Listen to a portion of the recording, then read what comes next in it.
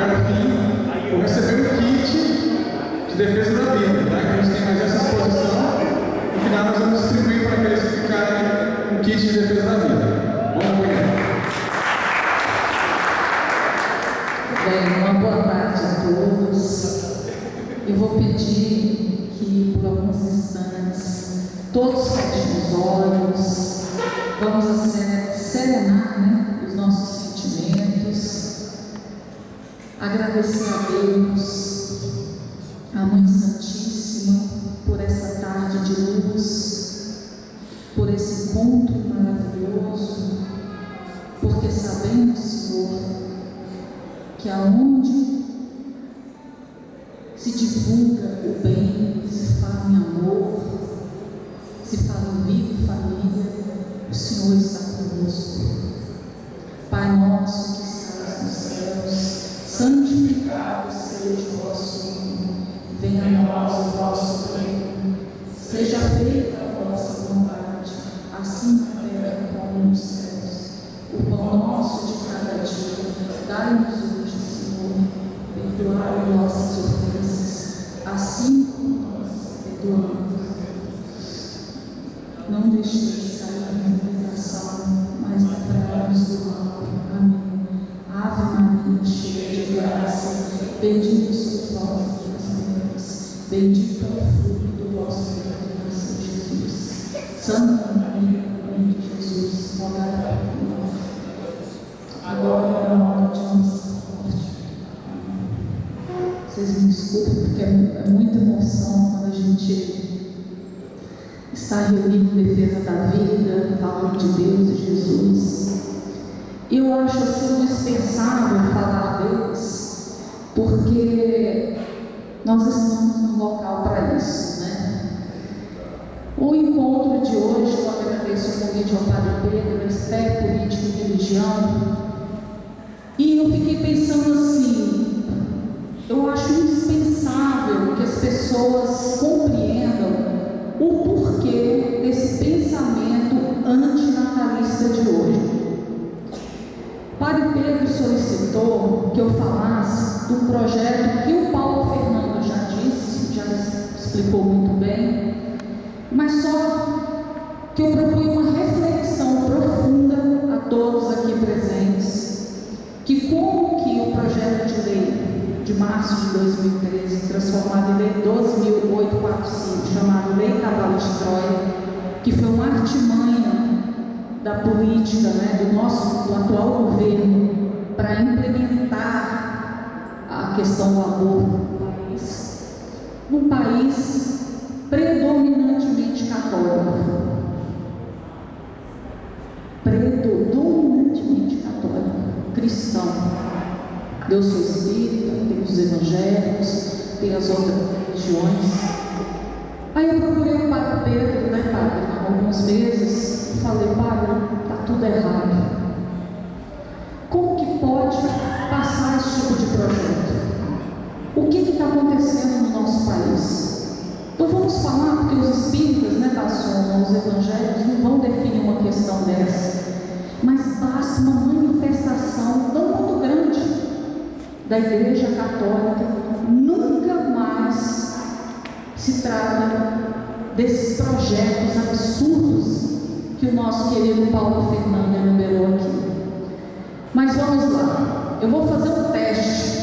Essa palestra aqui eu dou em vários locais, a gente muda algumas coisas dependendo da faixa etária, mas é uma reflexão que eu sempre gosto que as pessoas façam. Vamos fazer um teste de gravidez. O que você faria ou acha que deveria ser feito diante dos seguintes casos? O pai asmático, a mãe está tuberculosa, tem 4 filhos.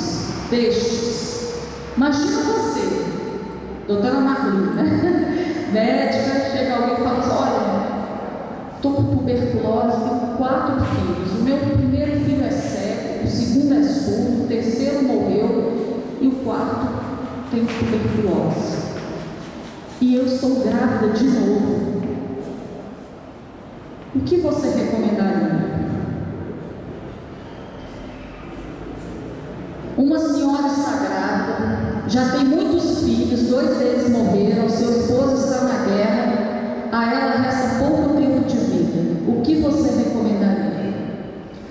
jovem está grávida, não está casada, e o seu noivo não é o pai do bebê. O que fazer? Então fiquem pensando nisso aí e depois a gente volta com as respostas. Ao longo desses anos, a gente percebe que a estratégia abortista, ela começa, como a doutora Marli explicou muito bem, em confundir, trazer dados falsos, inclusive para os formadores de opinião.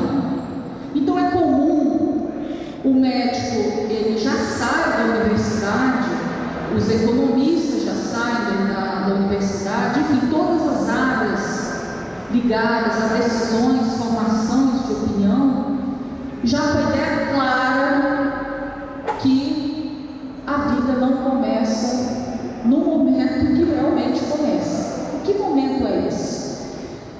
Esse aqui, a doutora Marli pode me corrigir, mas quando eu peguei esse dado, me disse que esse autor é o Papa da embriologia, né? Ele é estudado nas universidades, é a primeira aula que se tem sobre início de vida ou não, onde ele diz claramente: o desenvolvimento de um ser humano começa com a fertilização, processo durante o qual o espermatozoide de um homem se une ao órgão de uma mulher.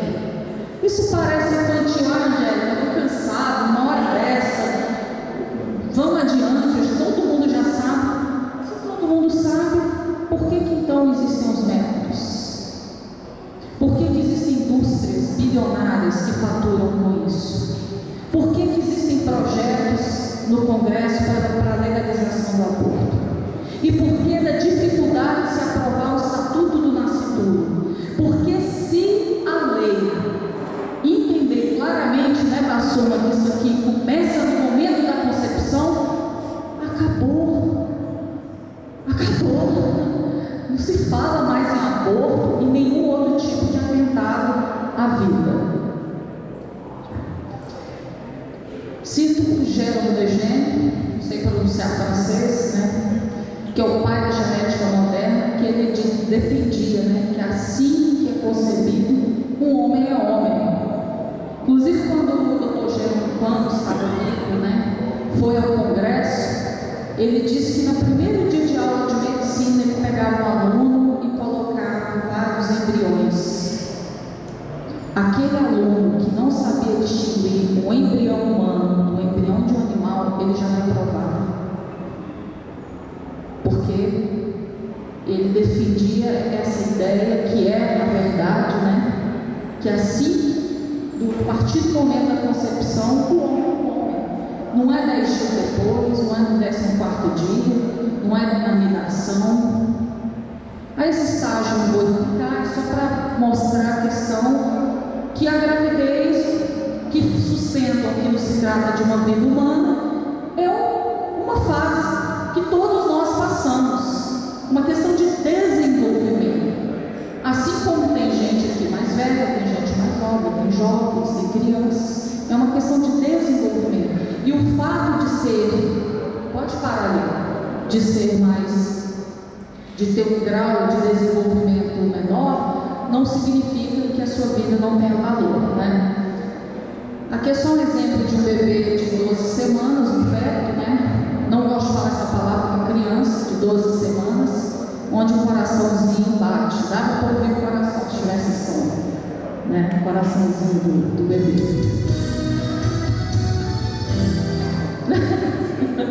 Pode passar. Agora, por quê? Gente, isso aqui é muito mais profundo. Quando vocês compreenderem a origem desse pensamento antinatalista, vocês vão entender essa força que está tendo de uma minoria querer aprovar esses absurdos. Então a gente vem trazendo a abordagem eugênica e política do aborto, que começou com a questão do controle populacional. Mais adiante. 1789, Thomas Robert Malthus, um economista inglês, é autor do livro Ensaio sobre o Princípio de População, onde ele defendeu na época que a população cresce em progressão geométrica, enquanto a oferta de alimentos cresce em progressão aritmética. Nós estamos falando de uma época onde não havia revolução industrial. E estava começando as primeiras saídas do campo em direção a algumas cidades que tinham começado a surgir. Então, era uma preocupação do Estado: vai faltar comida, as pessoas vão morrer de fome. Então ele fez sugestões irrisórias. Por exemplo, as mulheres na época se casavam na pré-adolescência, logo que menstruavam, e ele sugeriu ao Estado que proibisse a mulher de se casar antes dos 25 anos, porque se ela casasse a partir dos 25 anos, diminuiria bastante a quantidade de filhos. Que o Estado proibisse as pessoas de fazerem sexo. Não sei como que ia vigiar, né? Mas foram propostas. 1789. E vocês acham que essas ideias morreram? Elas se transformaram. Aí em 1856 veio Charles Darwin, todo mundo aqui sabe, que trouxe a teoria da evolução das espécies. Mas o que tem a ver Darwin com aborto?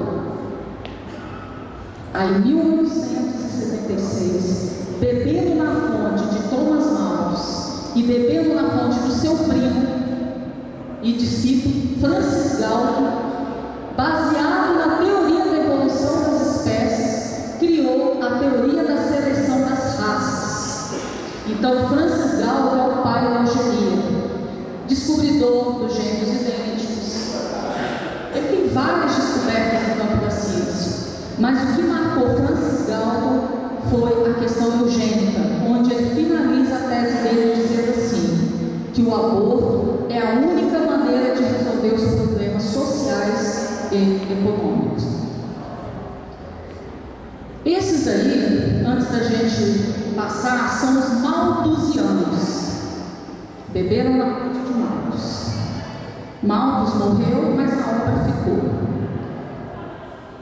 Vamos ver se acabaram essas ideias. Aí surgiu então, em 1889, Margaret Sanger, que dá início aos neomalthusianos, que defendiam essa ideia de controle populacional, mas que isso se desse através do aborto. E também outras ideias. Margaret Sanger, ela fundou a Federação Internacional de Planejamento Familiar, IPPF, aqui no Brasil, Sociedade Civil de Bem-Estar Familiar, BENFAM, espalhada principalmente na região nordeste do país. Isso em 1952. Qual era a ideia principal de Margaret Sanger?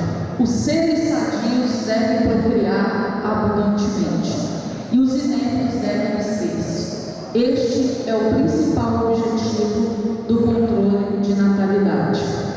Só para título de curiosidade, quem tiver interesse, tem um livro, né, IPPF, que explica o que é IPPF, chama Multinacional da Morte, que vai contar toda a história. Pode passar.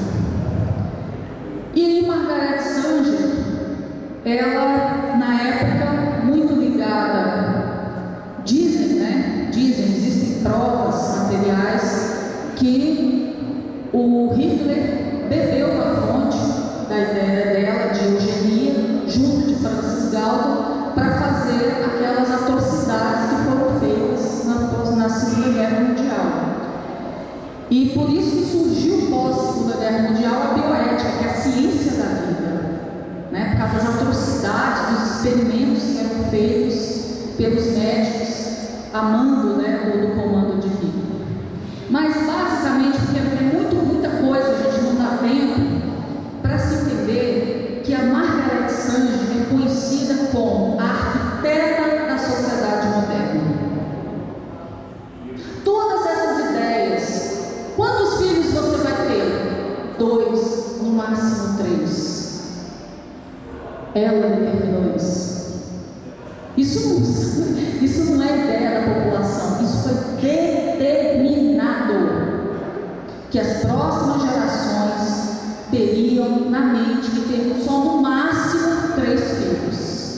no máximo 3 filhos, dentre outras ideias absurdas. Em 1974, veio o relatório Kissinger. Tem como se abaixar só um pouquinho? Está dando um erro aqui. Acho que vai ficar melhor agora, né? Ficou melhor? Então, em 1974, foi feita uma lei nos Estados Unidos. Todos os documentos americanos, a partir do X tempo, eles devem vir à tona para que a população tenha acesso ao teor desses documentos. E esse relatório foi uma bomba, porque o secretário de Estado Henry Kissinger, ele defende, entre outras coisas, políticas externas, onde ele cita o Brasil, tudo que está acontecendo hoje no Brasil, tudo, sem exceção, já está escrito nesse relatório. Tudo. Ele cita 13 países-chave onde os Estados Unidos devem atuar no controle de população. E o Brasil está enumerado nessa lista. E eu lembro que eu participei do Congresso Pro Vida, eu era criança, não entendia quase nada, mas isso do meu pai, que interesse, né, defender a vida. Eu lembro perfeitamente do Dr. Humberto Vieira, que é o presidente nacional do Pro Vida Família, falar desse relatório. E hoje, quando eu leio, eu falo, tá do jeitinho que Henry Kissinger previu. E ele finaliza esse relatório dizendo que nenhum país reduziu o crescimento de sua população sem recorrer ao aborto. Então é por isso que o aborto virou tema de eleição. É por isso que o aborto virou interesse de partido, como o PT tem no estatuto. Nós não estamos defendendo partido nenhum. Só que o Partido dos Trabalhadores é uma condição estatutária para a legalização do aborto. E aí esses neomalthusianos financiaram os estudos para o DIU, para a criação da camisinha, para a criação dos métodos contraceptivos. Eu era criança. Dr. Humberto Vieira foi vaiado pelos católicos, dizendo que ele estava com algum problema mental, quando ele disse que no Brasil ia ser aprovado abortos no santuário doméstico, a conhecida pílula do dia seguinte. Eu lembro como se fosse hoje, até naquela igreja, uma igreja lá do plano muito famosa, um santuário lá, que é a pílula do dia seguinte. Falava da RU 486. Isso aqui, ó, ele distribuiu, ó, isso aqui é antigo. Abortos no silêncio, que é o que a doutora Marli veio explicando para nós. Mas por que isso está acontecendo? Nós estamos falando, pode voltar, para um pouquinho. Nós estamos falando, gente, de bilhões, não são milhões não, nós estamos falando de bilhões de dólares. Fundação MacArthur. Se vocês entrarem no site da ANIS, que é onde aquela, não vou divulgar o nome, né? Até processou nosso amigo o Paulo Fernando. Se entrar lá, vai ver lá, patrocínio, Fundação MacArthur, Fundação Rockefeller, Fundação hoje Melinda Gates, Bill Gates. A eleição do Barack Obama foi financiada pela indústria do aborto nos Estados Unidos. Mas por que, gente? Por quê? Controle de população. Mas por que controlar a população? É uma questão óbvia. A população cresce, ocupa espaço. É muito mais fácil você dominar uma população menor do que você dominar uma população grande. Vocês já viram os Estados Unidos se meter a besta com a China? Já viram? Ah, mas tem bomba. Não é bem assim não. Pode passar. Vamos ver o absurdo que eu sugiro aqui. Quem não assistiu o documentário Blood Money, que assista, que ele é muito importante, que mostra a questão da indústria, que é o que está querendo fazer aqui no nosso país, como tem uma rejeição da população, como o movimento Pro-Vida é muito atuante no Congresso. Eles estão tentando passar o aborto, as questões de gênero, né, casamento dos homossexuais e outras, a pedofilia, todos aqueles projetos que o Paulo Fernando enumerou, eles estão tentando forçar a barra via Supremo, como foi o caso do Anistéfanos, contrariando a própria Constituição, rasgou a Constituição, rasgou naquele dia a Constituição. Olha como isso é atual. O que a Suprema Corte nos Estados Unidos fez para justificar o aborto naquela infame decisão Roe vs Wade em 1973. Escravidão e o direito de matar o negro, 1857. Olha a justificativa. O negro não é pessoa humana e pertence a seu dono. 2. Não é pessoa perante a lei, mesmo que seja tido por ser humano. Só adquire personalidade perante a lei ao nascer, não havendo qualquer preocupação com a sua vida. Pode passar. Quem julgar a escravidão mal, que não tem escravos, mas não deve impor esta maneira de pensar aos outros, pois a escravidão é legal. O homem tem o direito de fazer o que quiser com o que lhe pertence, inclusive com o seu escravo. A escravidão é melhor do que deixar o negro enfrentar o mundo. 1973. Só tiraram o negro. O nascituro não é pessoa e pertence à sua mãe. Não é pessoa perante a lei, mesmo que seja tido por ser humano. Só adquire personalidade perante a lei ao nascer. Nosso Código Civil é assim, artigo 2º. Aí tem lá, salvo os direitos do nascituro desde a concepção. Por exemplo, alimentos gravídicos. Engravidei, já posso postular uma pensão naquele período ali, os alimentos, né? Quem julgar o aborto mal, não faça, mas não deve impor esta maneira de pensar aos outros. Toda mulher tem o direito de fazer o que quiser com o seu corpo. É melhor o aborto do que deixar uma criança mal formada enfrentar a vida. Esses dados estão nesse livro aqui, Direito Fundamental à Vida, do ilustre Ives Gandra da Silva Martins, um dos maiores constitucionalistas tributaristas do nosso país. Pode passar. Qual é a tática dos abortistas? Dr. Bernardo Neilson, que já faleceu, recente, ele deu declarações que ele não só fazia aborto em terceiro, como ele já abortou vários filhos dele, fazia aborto nas namoradas, nas mulheres que ele se envolveu. Ele disse uma vez que começava a rir, porque os abortistas, eles não se dão o trabalho de mudar as estatísticas. A mesma estatística aqui no Brasil, é lá na Europa, todos os lugares eles falam. Vou até falar para vocês, 1,5 milhão de abortos é feito no Brasil por ano, vítimas, né, do aborto clandestino. 200 mil mulheres morrem vítimas do aborto clandestino. Então é uma tática que dá certo, que tem funcionado e que tem permitido a legalização do aborto no mundo inteiro. Dizíamos em 1968 que nos Estados Unidos se praticava por ano 1 milhão de abortos clandestinos. Nós temos aí estatísticas do SUS. Se são falsas ou verdadeiras, são estatísticas oficiais. Alguém aí está vendo em algum momento? E nisso aqui, né, Paulo, está misturado todos os casos de mortes maternas, né? A mulher que morreu em virtude do coração, de toda e qualquer doença. Pode passar.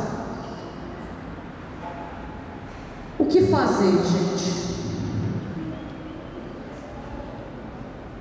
Eu acho isso aqui essencial, porque onde a gente fala hoje em defesa da vida, é natural e muito comum que milhares de mulheres tenham feito o aborto, e homens também, que o homem ele pressiona, ele abandona, né? Ele, de alguma forma, ele está sempre envolvido na questão do aborto. Se a gente tem esse conhecimento, agora, antes não, eu tenho certeza que alguns aqui não tinham conhecimento dessa origem histórica, desse pensamento antinatalista, que a gente não tem tempo para esmiuçar, detalhar. A consciência do erro, ela é fundamental. O que fazer? Se você já abortou, colaborou, se omitiu na questão do aborto, e aqui eu falo da omissão. Não me interessa aqui se vocês são contra o aborto, não. Se você for lá atrás da Dilma, ela vai falar que é contra o aborto. Se for atrás da Jandira Fegali, vai dizer que é contra o aborto.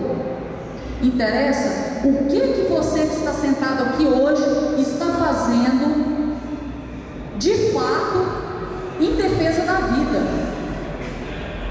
Em defesa da vida. Que eu acho que isso é muito mais profundo. É um verdadeiro holocausto silencioso. Vou contar uma história pessoal que aconteceu nessa terça-feira comigo, porque eles dizem que vai ter aborto seguro no país. Eu estava em reunião com a nossa querida Elba Ramalho, que tem defendido vidas. Ela tem feito resgates, ela e a Zezé do Rio de Janeiro, vai atrás das mães. Eu pago o seu. É engraçado que ela fala, é a Elba Ramalho. Aí a pessoa do outro lado, para de dar trote. Não, é a Elba Ramalho.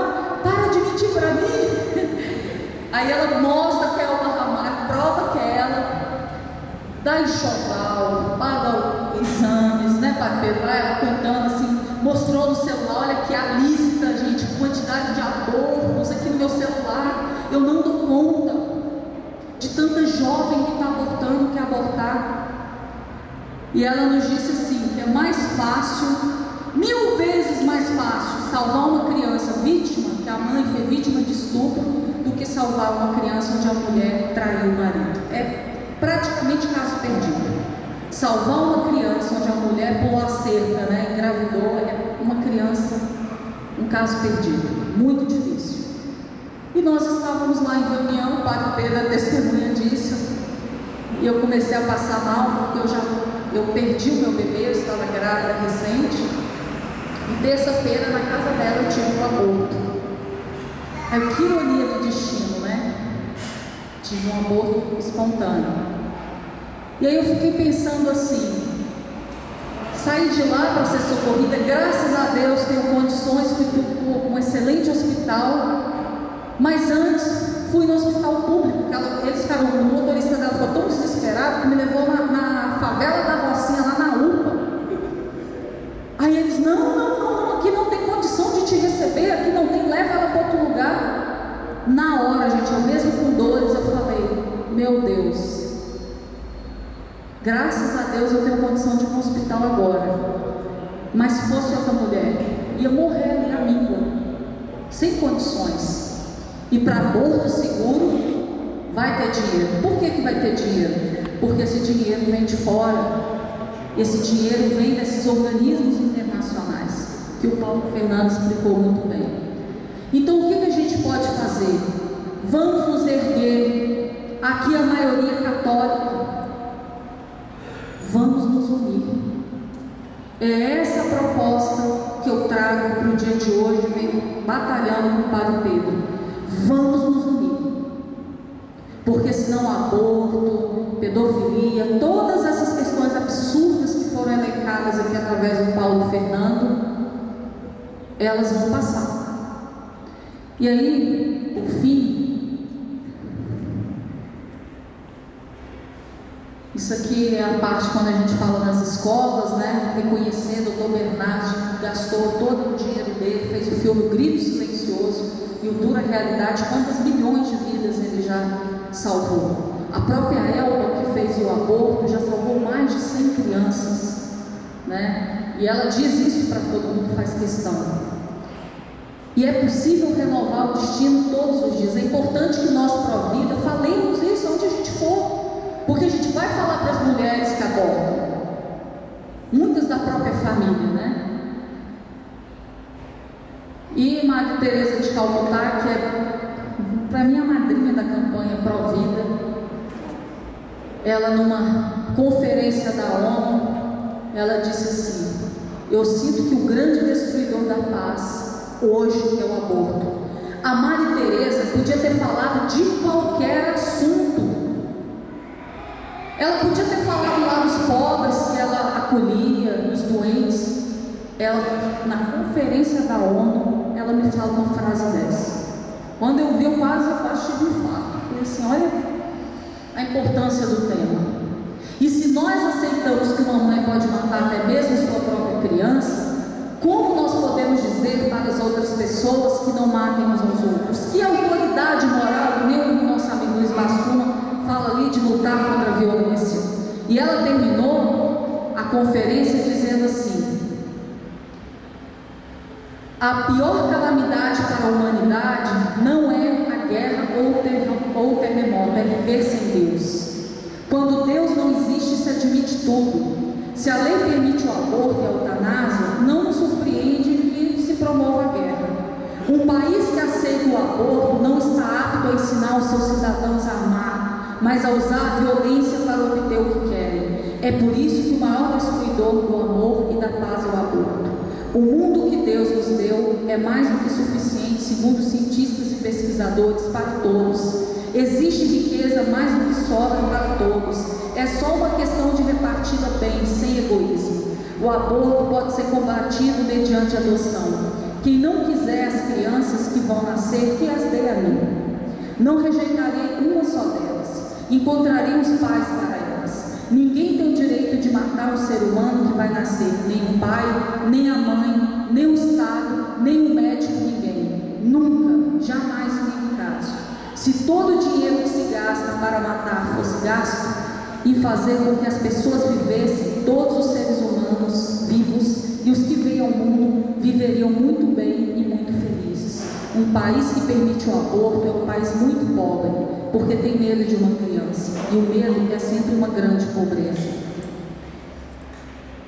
Pode passar. Vamos lá, gente? Peraí. Vocês lembram dos casos? Que solução? Pode passar. Se você respondeu sim em algumas das situações, preste atenção que você teria causado à humanidade. Aquele caso que o pai é asmático, a mãe está com tuberculose, tem 4 filhos, o primeiro é cego, o segundo é surdo, o terceiro morreu e o quarto tem tuberculose e ela está grávida. Beethoven. Você teria ajudado a matar um dos músicos mais brilhantes do universo. Uma senhora está grávida, já tem muitos filhos, 2 deles morreram, seu esposo está na guerra, a ela resta pouco tempo de vida. João Paulo II. Eu nem sabia, fiquei emocionada. Você teria ajudado a matar o Papa, que foi o maior defensor da vida e da família. O maior Papa que já passou, que fervorosamente lutou nessa questão em defesa da vida. Terceiro caso, uma jovem está grávida, não está casada, seu noivo não é o pai do bebê que está esperando. Jesus simplesmente teria... Eu coloquei ali porque para mim, isso para os materialistas é muito forte. Vamos dizer, para nós Jesus é tudo, mas para o materialista, eu falo, meu amigo, eu falo, qual a sua origem filosófica? Eu falo, meu amigo, Jesus, o tempo só conta antes e depois dele. Quem é você? Quem é você? Você pode ter no máximo pós-doutorado, que você não chega nem no chulé de Jesus, né? Gente, muito obrigado, eu agradeço de coração a atenção. Infelizmente não temos tempo para abordar tamanha profundidade, né, o assunto, mas nós nos pomos à disposição para demais esclarecimentos e vamos nos erguer e nos unir todos em defesa da vida e da família. Muito obrigada. Só, padre, pedir licença, que eu não posso deixar de divulgar. Eu vou puxar aqui a sardinha do meu amigo Paulo Fernando, porque eu gostei demais. Você não acreditou que eu tinha guardado. Mas esse livro aqui, gente, vocês que são católicos devem ler. Que é do nosso amigo Paulo Fernando e a esposa dele, Missionários em Defesa da Vida. E nós temos o dever moral e espiritual de apoiar o nosso amigo Bassuma, que ela vai sair pela Bahia, nosso amigo Adriano, que vai sair pelo Belo Horizonte, e Paulo Fernando